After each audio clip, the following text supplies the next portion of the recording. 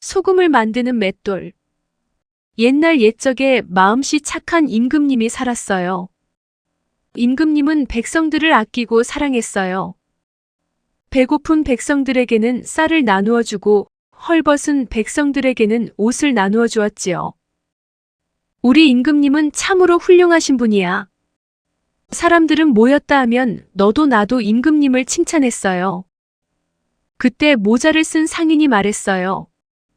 그런데 자네들 임금님에게 신기한 맷돌이 있다는 거 아나?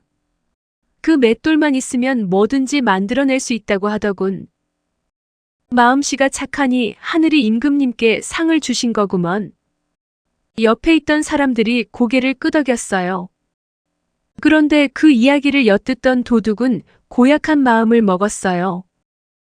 신기한 맷돌이라고. 그건 오늘부터 내 것이다. 그날 밤 도둑은 몰래 궁궐로 숨어 들어갔어요. 임금님은 맷돌 앞에서 나와라 멈춰라를 외치고 있었어요.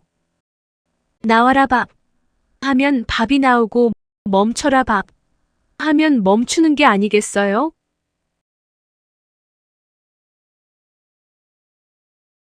임금님이 외칠 때마다 맷돌에서는 쌀이며 음식이며 비단이 쏟아져 나왔어요.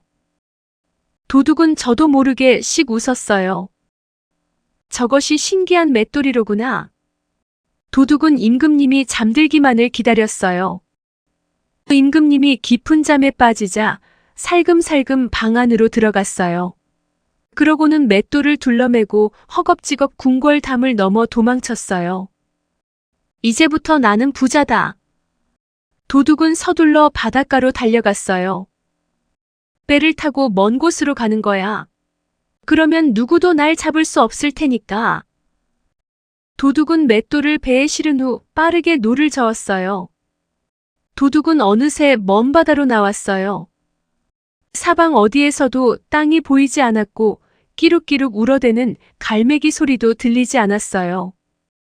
그러자 도둑은 맷돌을 빨리 돌려보고 싶었어요. 도둑은 맷돌 손잡이를 만지작거리며 생각했어요. 어떤 것을 나오라고 하면 좋을까? 한참을 곰곰이 생각하던 도둑은 무릎을 탁 쳤어요. 그래, 소금이 좋겠다. 소금처럼 귀한 게 없으니까. 도둑은 맷돌을 보고 소리쳤어요.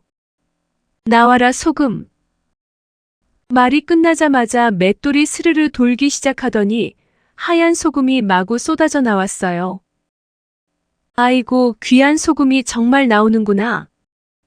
도둑은 어깨춤이 절로 났어요. 도둑은 스르륵쓱 돌아가는 맷돌 소리에 맞춰 노래를 부르며 춤을 추었어요. 맷돌에서 쉴 새 없이 쏟아져 나온 소금은 금세 배를 가득 채웠어요.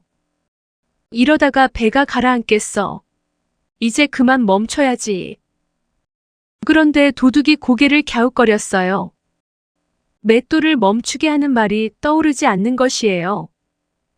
아무리 생각하고 또 생각해도 머릿속에서는 스르륵쓱 맷돌 돌아가는 소리만 맴돌았어요. 도둑은 머릿속까지 소금이 꽉 들어찬 것만 같았어요. 아이고 머리야. 그 사이 소금은 점점 더 높이 쌓여갔어요. 배는 마치 커다란 소금산처럼 보였지요. 급한 마음에 도둑은 생각나는 대로 소리치기 시작했어요. 이제 끝 소금. 끝내 소금. 아니야 소금. 아무리 외쳐도 맷돌은 멈추지 않았어요. 맷돌은 멈추지 않고 소금을 쏟아냈어요. 소금으로 가득 찬 배는 기우뚱하면서 가라앉기 시작했어요. 사람 살려. 나 좀 살려주세요. 도둑이 고래고래 소리쳤지만 바다 한가운데에서 도둑을 구할 사람은 아무도 없었어요. 결국 도둑과 맷돌은 깊은 바닷속으로 풍덩 빠졌어요. 그리고 맷돌은 지금도 바닷속에서 계속 돌고 있어요. 끊임없이 소금을 쏟아내면서 말이에요. 바닷물이 짜게 된 이유가 바로 이것 때문이라고 하네요.